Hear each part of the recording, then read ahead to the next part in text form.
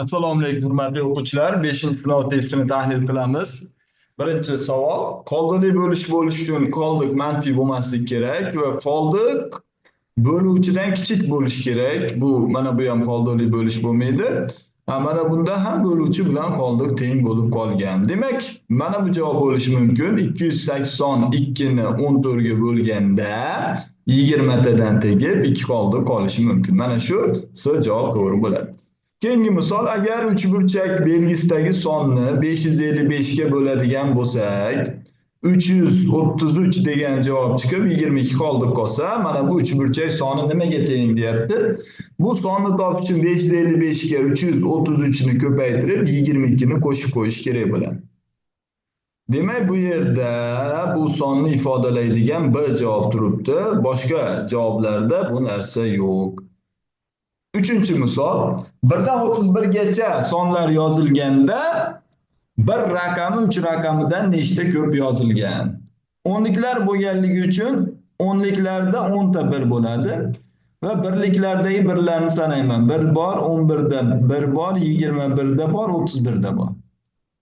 Mana bu birinchi birni o'nliklar bilan ifodaladi.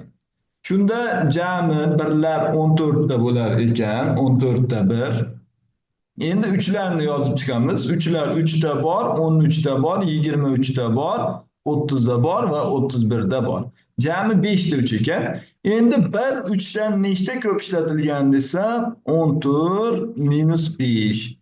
Demak, 9 ta ko'proq ishlatilgan deymiz. Javob B bo'ladi. 23 dan 87 gacha bo'lgan sonlar ketma-ket yozib chiqilsa necha xonali bo'ladi? Bu yerda hammasi 2 xonali sonlar. Nechta son borligini topish uchun 87 dan 23 ni ayirib 1 ni qo'shib qo'yamiz. Shunda bu yerda jami 65 ta son bo'ladi. Va mana shu 65 ta sonni har biri 2 xonali bo'lganligi uchun mana bu son 65 ko'paygan 2 130 xonali son deb javob beramiz. S javob bo'ladi. Keyingi misol: qoldili bo'lishdan A plus B ni topish kerak. Avval x ni topamiz. Demak, x ni topish uchun böluvchi va bo'linmalar ko'paytmasiga 5 kere 4 ga 4 ni qo'shamiz. 24. Ana endi x 24 ligini topdik. Endi y ni topamiz. Y teng bo'ladi. Böluvchi va bo'linmalar ko'paytmasiga 3 ni qo'shamiz. 123 chiqadi. Endi 123 ni 10 ga bo'lsak, demak 12 tadan tegadi, 3 qoldiq qoladi. Bundan A 12, B 3 ligi kelib chiqadi. Agar biz 12 ga 3 ni qo'shadigan bo'lsak, javob 15 bo'ladi. B javob bo'lar ekan. 6-misol: 1 dan 400 gacha natural sonlar hammasi yozib chiqilsa, nechta 4 qatnashadi? Qoida bor. 1 dan 99 gacha 0 dan tashqari har bir raqamlar 20 martadan takrorlanadi.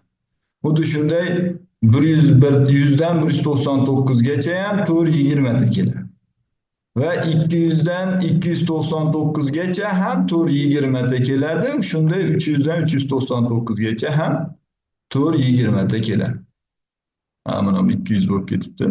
20 ta keladi. Va 400 da bitta 4 bor. Shunda jami nechta 4 bor desa, 80 plus 1, 80 bitta 4 raqami bor ekan. Javob S bo'ladi. 7-misol: 15, 16, 82 gacha sonning raqamlari yig'indisini toping deyilyapti. Raqamlari yig'indisini topishda birinchi mana bu ishni qilamiz. 15, 16, 17, 18, 19 o'zimiz hisoblab olamiz.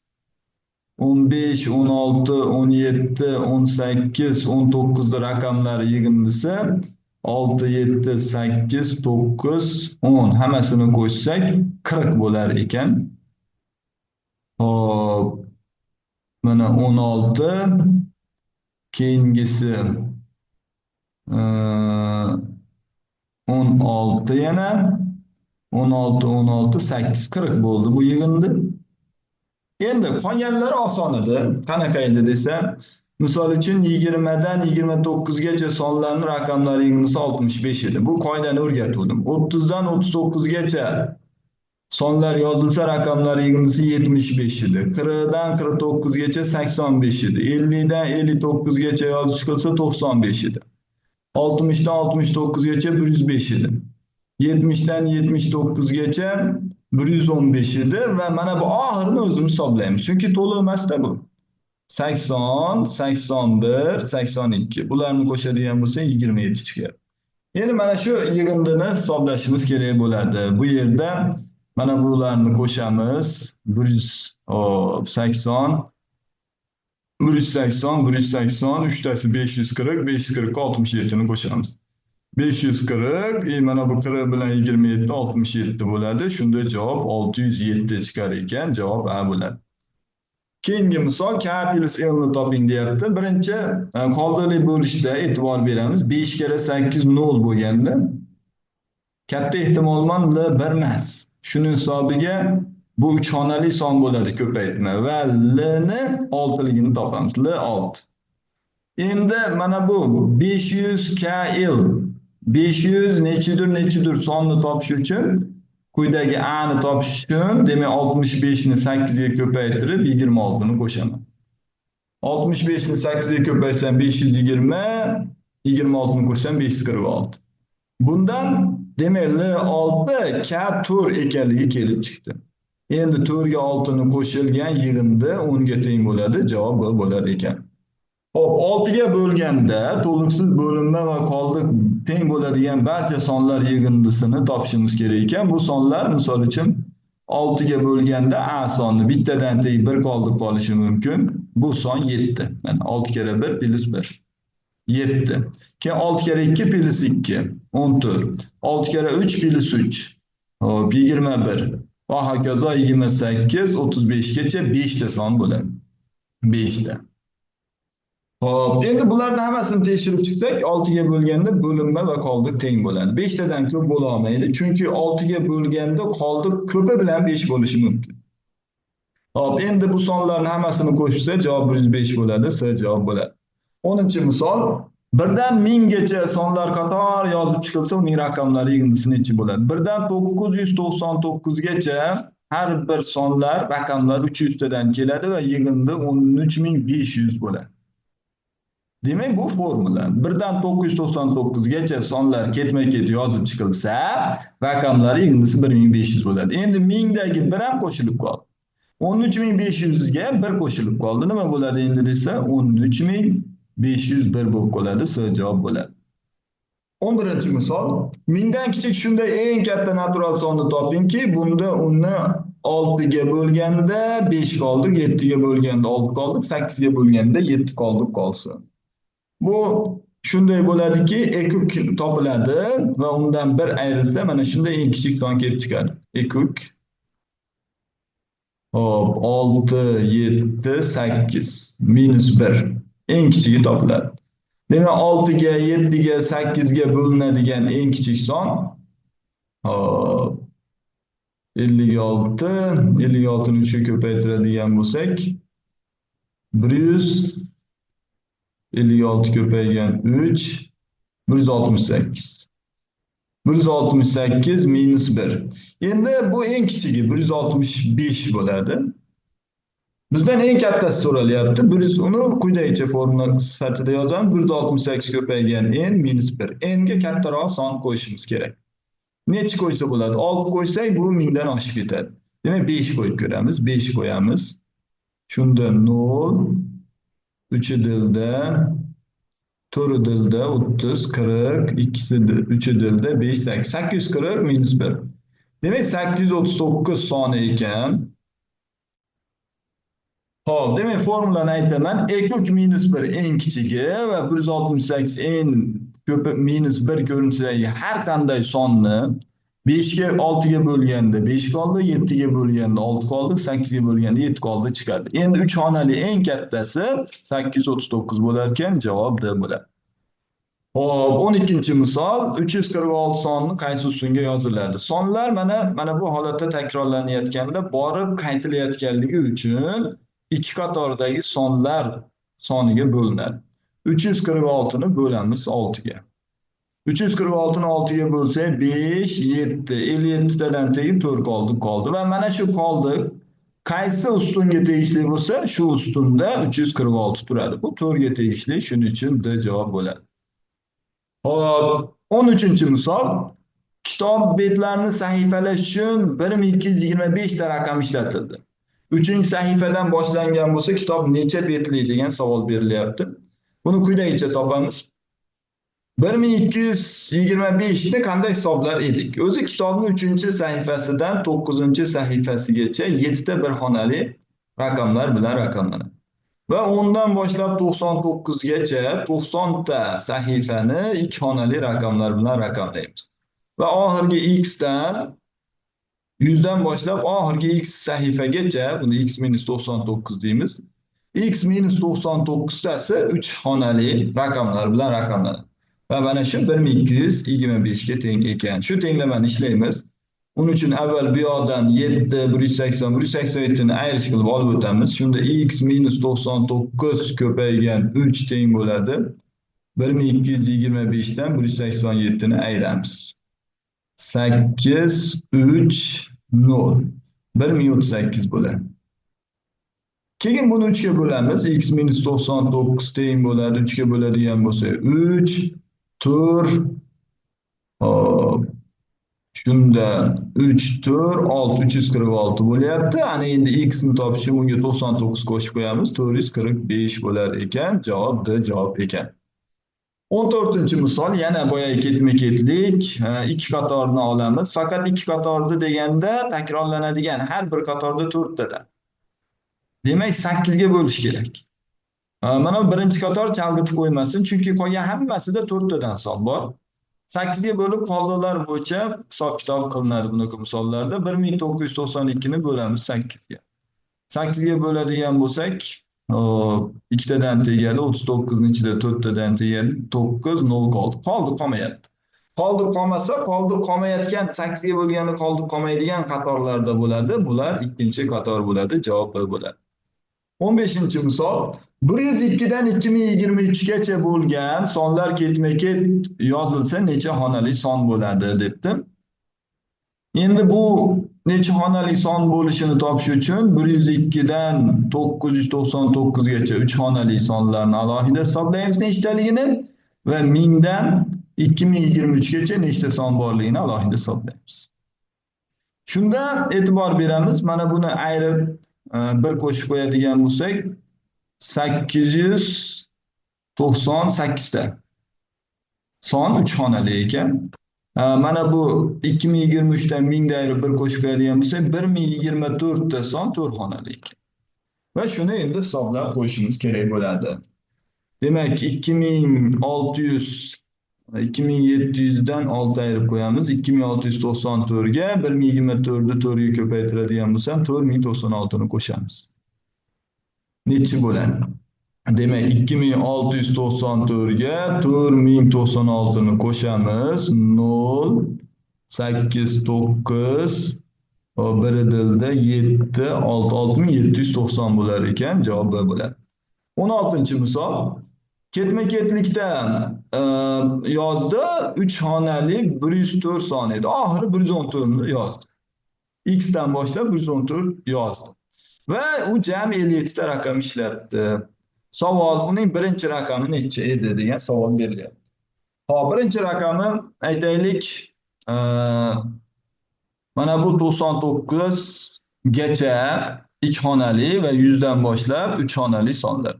Keling, yana ham osonlashtirish uchun 3 xonali sonlarni chiqarib tashlaylik. 15 ta 3 xonali son bor va uni 3 tadan raqam ishlatilgan. Demak, 45 tasi 3 xonali sonlar. Unda 2 xonali sonlarga nechta qolyapti? 57 dan 45 ni ayiradigan bo'lsak 12 qolyapti va demak 6 ta son yozilgan bo'lishi kerak. 6 ta son yozilgan bo'lsa 94 dan boshlangan bo'ladi. 94, 95, 96, 97, 98, 99. Mana 6 ta son yozildi va bu 2 xonali 6 ta son bo'ladigan bo'lsa, shunda 12 ta xona bo'lyapti. Bu yoq 45 ta, jami 57 ta. Demak, birinchi son nechi desa 94 deb topib qo'yamiz. Javob D bo'ladi. Hop, endi salgina mulohazali misol 10, 12, 14, 16, 18 juft sonlar yozilsa 84-xonasidagi raqam qaysi bo'ladi deyapti. Birinchi 84-xonasidagi raqam qaysi bo'ladi deyapti. Bu 84 bo'lingan 2. Hammasi 2 xonali sonlar. 42-sonning ikkinchi raqam bo'ladi. Endi 42 son necha desa, 10 ga qo'shamiz. Ha, ikkitadan qo'shilib ketyapti-yu. 40 bitta 2 ni qo'shamiz. 41 ko'paygan 2. Hop, 80 4 10 qo'shsak, 82 10 qo'shsak 92. Demak, 92 sonining ikkinchi raqami 2 bilan bu 84-xonaga to'g'ri keladi. Agar ishonmasanglar, 10 dan 92 gacha hisoblab ko'ringlar, necha xona bor? 84 xona chiqadi. Keyingi misolda mana 8 tada sonlar takrorlanyapti. Faqat juft sonlar bo'lganligi uchun 16 ga bo'lib qoldiq bilan ifodalaymiz. 1016 ni 16 ga bo'ladigan bo'lsak, 101 ni ichida 6 tadan bor, 96, 56 ni ichida 3, 48, 8 qoldiq qolyapti. 16 ga bo'lganda 8 qoldiq qoladigan javoblar faqat B javobda, demak B qatorda javob D bo'ladi. 19-misol. Mana shu 2024 ta katta oyda nechta mamlakat qoralar bor degan savol berilyapti. Nechta qoralar bor? Takrorlanishni kulrang aniqrog'i. Takrorlanishni topishga harakat qilamiz. Birinchi qayerda takrorlanyapti? Uni topib olamiz. 3 tada takrorlanyapti desak bo'ladimi? Ha, 3 tada takrorlanyapti desak bo'ladi. Mana e'tibor qaratamiz. Har 3 tada 4 tadan qora kelyapti. Har mana bunaqasiga 3 tada 4 tadan qora kelyapti. Bunaqasiga 506 bor. Demak, 506 ni 3 ga bo'lib 4 ga ko'paytiramiz. 506 ni 3 ga bo'ladigan bo'lsak, demak, bittadan bor, 20 ni ichida 6 tadan bor, 26 ni ichida 8 tadan bor, 2 qoldi. 168 ta mana bunaqa to'rttalik keladi, kulrang. 168 ni 4 ga ko'paytiradigan bo'lsak, 2 biri dilda. Hop, 32 3 dilda aniqrog'i. 24 7 hop, ikkisi dilda. Dilda 6 672 ta keladi. Endi oxirida 2 qator qolib ketar ekan. Mana oxirgi 2 qator mana bu holatda bo'ladi. Va bunda yana 3 ta qo'shimcha bor ekan. 3 ta kulrang kelyapti-da. Demak, jami 675 ta kulrang keladi deymiz. Javob C bo'ladi. Hurmatli o'quvchilar, agar qaysidir mavzuga tushunmasanglar, men tavsiya qilaman, buni turbo tayyorlov kursida video darsda tushuntirganmiz. Mana shu bilan yana bir tushunib olsanglar bo'ladi. Va eng oxirgi savol, 20-misol. Agar sonlarni 4 tadan guruhlasak, mana shu sonlardan qaysi biri tegishli emas degan savol berilgan. Bu savolni quyidagicha qilamiz. Demak, 4 tadan guruhlanganda har guruhning oxirgi raqami sonning 4 ga karrali raqamlari bo'ladi. Qatordagi 4-chi, 8-chi, 12-chi va hokazo. Birinchi raqami esa 4 ga bo'lganda 1 qoldiq qoladigan tartibda turadi. Ikkinchi raqam 2 qoldiq, uchinchi raqam 3 qoldiq. Shuning uchun biz sonlarni butun qismini aniqlaymiz. Mana misol uchun mana bu 100 dan 199 gacha qaysi tartibdan yurib olingan. Shuni aniqlasak, bu 125 va 126 dan yurib olinganini bilamiz. Chunki boshqa variant yo'q. 125 va 126 dan. Endi savol qo'yamiz. 125 soni shu 4 ga bo'lganda 2 qoldiq qoladimi? Agar qolsa tegishli bo'ladi. Ya'ni 100 dan 125 gacha sonlar yozib chiqildi. Mana shu sonlar necha xonali degan savolga javob beramiz avval. Bu yerda 26 ta son yozilgan va har biri 3 xonada. Qaydan 26 taligini bilyapman? 125 dan 100 ni ayirib 1 ni qo'shib. Shunda 78 ta va buni 4 ga bo'lganimda 2 qoldiq qolyapti. Ha, demak bu tegishli ekan. Endi keyingisi, mana buni ham hisoblayman. Bu 169 170 sonidan yulib olingan. Mana bu 69 17. Endi savol beraman. Mana bu 69 169 dagi 9 ni ham 4 ga bo'lsak 2 qoldiq qoladimi? Va boyagi ishni qilaman. 100 dan 169 gacha necha xonaliligini aniqlayman. Bu yerda 70 ta son bor va uni har birida 3 xonadan bor. Demak, 210 ta son bor va 210 ni 4 ga bo'lganimda haqiqatda 2 qoldiq qoladi. Ha, demak bu ham tegishli ekan. Endi keyingisi 212 3 123 ha mana bunday ekan. 122 123 sonidagi mana bu yer kesib olingan ekan. Endi 123 soni 4 ga karrali o'rinda turadimi 3 raqam? Shu oxiridagi 4 ga karrali bo'lishi kerak-ku. Buni aniqlash uchun 100 dan 123 gacha sonlar yozib chiqilgan holatni qarayman. Shunda 24 ta son 3 xonali 72-raqam ekan bu. 72 4 ga karralimi? Ha, karrali. Demak, bu ham tegishli ekan. Va nihoyat mana buni tekshiramiz. Hop, bu 169 170 ketma-ketlikdan mana bunday 91 70 ko'rinishda kesib olingan. Mana bu 170 oxirgi raqam. 4 ga karralimi, karrali emasmi? Endi mantiqan karrali emas chiqishi kerak. Chunki qolganlari qatoriga kirsa, mana shu tegishli emas bo'lishi kerak. Endi faqat buni isbotlab qo'yamiz. 100 dan 170 gacha sonlar yozib chiqilsa, 170 ni oxirgi raqam nechanchi o'rinda turadi? Shuni aniqlaymiz. Uning uchun bu yerda 70 bitta son bor va uni 3 ga ko'paytiramiz. 213 bo'ladi va 213 4 ga karrali emas. Demak, bu son qatorga tegishli emas ekan. Chunki qatorning oxiridagi sonlarning hammasi 4 ga karrali bo'lishi kerak, havosdagi sonlar. Demak, bu tegishli emas ekan. Hurmatli o'quvchilar, tahlil shundan iborat. Hammaga muvaffaqiyat tilaymiz. Rahmat.